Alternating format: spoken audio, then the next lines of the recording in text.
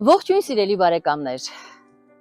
կոմպոզիտոր Արամ Խաչատրյանը և նրա ընտանիքը աստվածապաշտ էին, հաճախում էին եկեղեցի, աղոթում, սեղանի մոտ Աստծուն հայտնում իրենց գոհունակությունը այն ամենի համար, ինչ իրենց տրվել է, և նոր միայն ճաշում։ Անկարելի էր, որ Հայաստան գալիս Արամ Խաչատրյանը չայցելեր վեհափառ Վազգեն առաջին կաթողիկոսին, դա կոմպոզիտորի սրբազան պարտականությունն էր։ Հերթական անգամ Արամ Խաչատրյանը Հայաստան այցելեց կնոջ Նինա Վլադիմիրովնայի հետ, ում համար ամուսնու հայրենիք այցելությունը ցավոք վերջինը եղավ։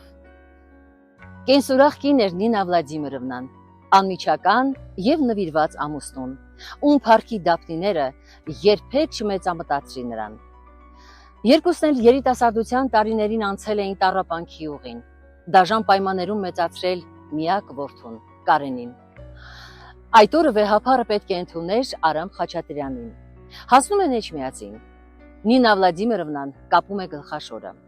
Արամ Խաչատրյանը և ուղեկցող խումբը մտնում են երկաթակուռ դարպասից ներս վանքի տարածք։ Ներկաների համար նկատելի էր, թե ինչպիսի ակնածանքով են եկեղեցի մտնում Արամ Խաչատրյանը և կինը, խաչակնքվելով, հավատով լի հայացք ուղղված առ Աստված։ Երջանիկ Կարախանյանը, հուշերի հեղինակը, ձեռքն է առնում իրենից անբաժան լուսանկարչական ապարատը և ցանկանում լուսանկարել այդ տեսարանը։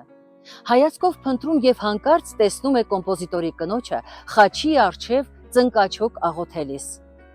Մի պահ կարկամեցի, լուսանկարել թե ոչ, գրում է հուշագիրը, սակայն հաջորդ պահին սեղմեցի կոճակը։ Նինա Վլադիմիրովնան ավարտում է աղոթքը, ոտքի կանգնում և մոտենալով Երջանիկ Կարախանյանին ասում է. «Սիրելի Երջանիկ, հուսով եմ, որ կոչնչացնես այդ կադրը։ Դու գիտես, թե ինչպիսի ժամանակներում ենք ապրում։ Եկեղեցի հաճախելը չի խրախուսվում։ Ես քեզ խնդրում եմ, չարտածել այդ լուսանկարը, դա կարող է վատ դիտվել և անախորժություններ պատճառել թե ինձ և թե Արամ Իլիչին»։ Կարախանյանը խոստանում է, որ ժապավենը երևակելուց հետո անմիջապես կոչնչացնի, սակայն չի կարողանում, ձեռքը չի գնում։ Անցել են տարիներ, փոխվել են ժամանակները, վաղուց արդեն չկան Արամ Իլիչն ու Նինա Վլադիմիրովնան։ Հիմա թող բոլորն իմանան, որ այն անաստված տարիներին անգամ կային մարդիկ, ովքեր հավատում էին Աստծուն, պահպանում հոգու մաքրությունը և լույս սփռում իրենց շուրջը,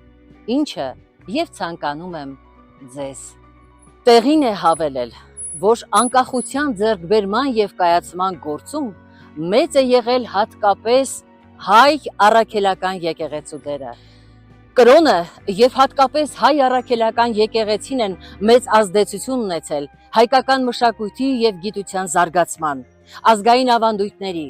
արժեհամակարգի ձևավորման վրա։ Պատմությունը հիշենք և չմոռանանք, չնայած բոլոր դժվարություններին, եկեղեցին մշտապես եղել է ժողովրդի կողքին, իսկ պետությունը եկեղեցու։ Եկեղեցին է եղել նաև հայկական ինքնության պահպանման երաշխավորը։ Սիրելիներս, ձեզ հետ էր Մանուշակ Շիրինյանը։ Կհանդիպենք։ Լավ մնացեք։